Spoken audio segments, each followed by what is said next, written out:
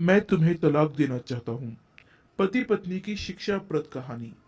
खाना खाने के बाद उसका सारा ध्यान प्लेटें समेटने में था और मेरी आंखें उसके चेहरे पर। मैंने आहिस्ता से उसका हाथ पकड़ा तो वह एकदम घबरा सी गई। मैं तुमसे एक जरूरी बात करना चाहता हूँ। वह चुपचाप कुर्सी पर बैठ गई। उसकी आंखें टेबल पर ही थी। वह मुझसे नजरें नहीं मिला पा रही थी और ना ही मैं। लेकिन मैं उसके दर्द को समझ सकता था। मेरी जुबान भी लड़खड़ा रही थी। समझ नहीं आ रहा था कि कैसे उसे कहूं, लेकिन कहना तो जरूरी था। आखिर मैंने हिम्मत करके कह दिया, मैं तुम्हें तलाक देना चाहता हूँ। मेरी बात सुनकर उसे किसी तरह का आश्चर्य नहीं हुआ, क्योंकि हमारे रिश्ते में जो दूरी आ गई थी, शायद उसे इस बात का अंदाजा हो गया था कि यह होने वाला है। उसने बस मुझसे इतना ही पूछा, क्यों? उसके क्यों का मैं उसे कोई जवाब नहीं दे पा रहा था। मैंने उसके सवाल को नजरअंदाज कर दिया, मगर मेरा ये व्यवहार उसे पसंद नहीं आया। उसने जोर से चम्मच जमीन पर पटक दिया। क्या मेरे क्यों का तुम्हारे पास कोई जवाब नहीं है? तुम मर्द नहीं हो, तुम मर्द नहीं हो। यह कहते हुए वह अपने कमरे में चली गई। रात भर हम दोनों ने एक दूसरे से बात नहीं की। वह रोती रही।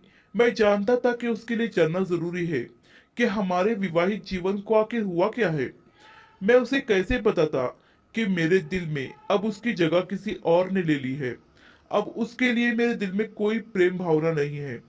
मुझे उस पर तरस तो आ रहा था और पछतावा भी हो रहा था, लेकिन मैंने जो निर्णय लिया था, मेरी नजर में वह सही था।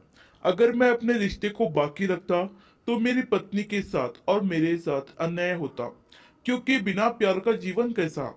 दूसरे दिन सुबह तलाक के पेपर्स अदालत में जमा करने से पहले मैंने एक कॉपी उसके हाथ में दे दी, जिस पर लिखा था कि तलाक के बाद मेरी जायदाद और कारोबार में वह 40% की मालकिन होगी।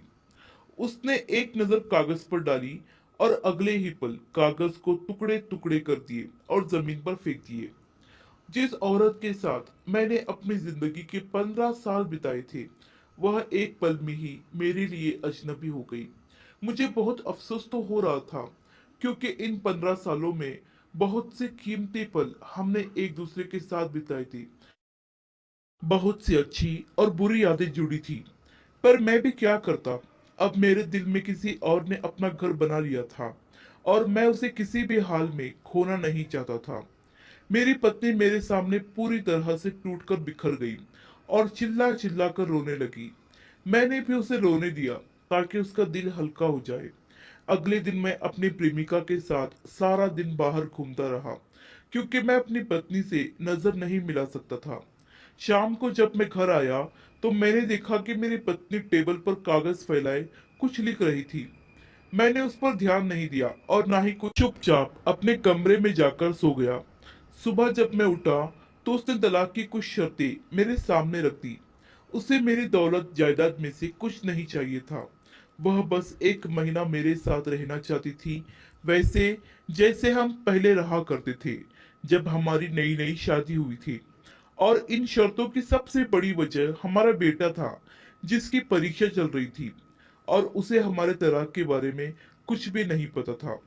वह नहीं चाहती थी कि हमारी तलाक के कारण हमारे बेटे को मानसिक तनाव हो और उसका असर उसकी पढ़ाई पर हो। इसलिए मैं अपनी पत्नी की शर्तों को मानने के लिए तैयार हो गया। इन शर्तों में एक बेतुकी शर्त यह भी थी कि ऑफिस जाने से पहले मैं उसे गले से लगाऊंगा, बिल्कुल वैसे ही जैसे मैं उसे पहले गले से लगाया करता था, और उसके बाद मुस्कुराकर उसे बाय कहूंगा। वैसे तो मैं उसकी यह शर्त नहीं मानना चाहता था, क्योंकि अब इन सारी बातों का कोई मतलब नहीं था। लेकिन फिर मैंने सोचा, मैंने पहले ही उसका बहुत दिल दुखाया है और यह शर्त कोई ज्यादा मुश्किल नहीं है, इसलिए मैंने उसकी ये शर्त भी मान ली। जब मैंने अपनी प्रेमिका से इन शर्तों के बारे में बात की तो वह जोर से हंसने लगी और कहने लगी, तुम्हारी पत्नी तो कितनी बेवकूफ है। वह चाहे जो भी कर ले, अब इन सारी चीजों का कोई फायदा नहीं है, क्योंकि तलाक तो होना ही है। शर्त के हिसाब से पहले दिन जब मैं ऑफिस जाने लगा तो मुझे उसे गले लगाना था और मुस्कुराकर बाय कहना था। यह चीज वैसे तो बहुत आसान थी, लेकिन मुझे बहुत मुश्किल लग रही थी। मैंने अनिच्छा से उसे गले लगा लिया। मैंने पहली बार यह महसूस किया कि वो बहुत कमजोर हो गई है। खैर, मैंने मुस्कुराकर उसे बाय कह दिया। मेरे लिए वह पल बड़ा अजीब था, मगर मजबूरी में मुझे यह करना पड़ा। दूसरे दिन जब मैं अपनी पत्नी को गले लगा रहा था, तो हमारे बेटे ने देख लिया और तालियां बजाने लगा। हम दोनों के चेहरे पर झूठी मुस्कुराहट आ गई। मेरी पत्नी ने आहिस्ता से कहा, इसे तलाक के बारे में कुछ नहीं बताना, प्लीज। मैंने भी अपना सर हिलाया। तीसरे दिन मुझे उसे गले लगाना और बाय कहना आसान लगने लगा। ऐसा लग ही नहीं रहा था कि हमारे रिश्ते में दूरी आ गई है। रोज रोज यह काम करने से हमारे बीच की दूरियां कम होने लगी और नजदीकियां बढ़ने लगी। लेकिन मैं अपने तलाक के निर्णय को बदलना नहीं चाहता था, क्योंकि मेरी प्रेमिका मेरा बेसब्री से इंतजार कर रही थी। जैसे तैसे कर 1 महीना पूरा हो गया। 1 महीने के बाद मैं अपने कमरे में तैयार हो रहा था और मेरी पत्नी भी अपने कपड़ों को देखे जा रही थी कि आज वह कौन सा कपड़ा पहने। वह बहुत कमजोर हो गई थी और उसके कपड़े भी उसे ढीले पड़ रहे थे। शायद कोई बात थी जो उसे अंदर ही अंदर खाई जा रही थी। उसे सोच में गुम देखकर मैं उसके पास गया। अभी कंधे पर हाथ ही रखा था कि हमारे बेटे की आवाज आई। माँ, पापा, आप बहुत दिनों से कहीं घूमने नहीं गए, आज कहीं घूम कर आइए। मेरी पत्नी मुस्कुराते हुए उठी और अपने बेटे को गले से लगा लिया।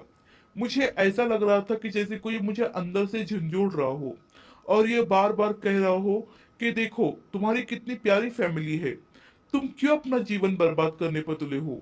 लेकिन मैं कमजोर नहीं पड़ना चाहता था, इसलिए मैंने अपना चेहरा फेर लिया और वो आखिरी बार मैंने अपनी पत्नी को गले से लगा लिया। उस समय मुझे ऐसा लग रहा था कि शायद मैं अपने जीवन की सबसे प्यारी चीज को खोने जा रहा हूँ। मुझे वो सारी कस्में, वादे याद आने लगे जो मैंने अपनी पत्नी से किए थे कि मरते दम तक मैं उसका साथ निभाऊंगा और उसे ऐसे ही प्यार करता रहूंगा। मेरे पैर काफी देर तक वही जमे रहे।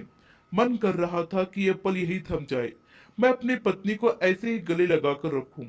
बहुत देर बाद मैंने किसी तरह से अपने मन को मना लिया और उससे बिना कुछ कहे अपनी गाड़ी की ओर बढ़ गया। वह मुझे असमंजस से देखे जा रही थी। मैंने तेज रफ्तार से गाड़ी आगे बढ़ाई और बार बार मन में यही विचार आ रहा था कि मैं कहीं कमजोर न पड़ जाऊं, कहीं मैं वापस न पलट जाऊं, क्योंकि मेरी नई मंजिल, मेरी प्रेमिका मेरा इंतजार कर रही थी। दरवाजा खुला और वो मुस्कुराते हुए मेरा स्वागत करने लगी। फिर मेरे मुख से वह शब्द निकले जिसकी उम्मीद मैंने कभी नहीं की थी। मैं अपनी पत्नी को तलाक नहीं दे सकता, मैं उसे बहुत प्यार करता हूँ। मेरे मुख से निकले हुए शब्द उसके लिए किसी धमाके से कम नहीं थे।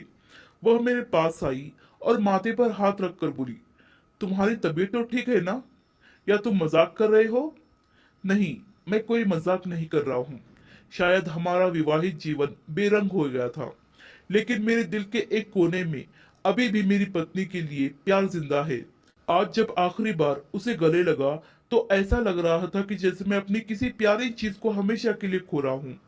देर से ही सही, पर मुझे सब याद आ गया है कि मैंने उससे वादा किया था कि जिंदगी भर उसका साथ निभाऊंगा और जिंदगी भर उसे ऐसे ही प्यार करूंगा। इतना कहकर मैं वहां से पलटा और पीछे मुड़कर भी नहीं देखा।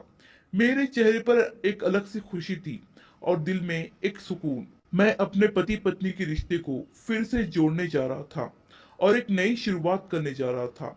जाते जाते रास्ते में अपनी पत्नी के लिए उसके मनपसंद फूलों का गुलदस्ता भी लिया और एक चिट्ठी भी लिखी, जिस पर लिखा था कि मैं हमेशा तुम्हें ऐसे ही कस कर गले लगाना चाहता हूँ।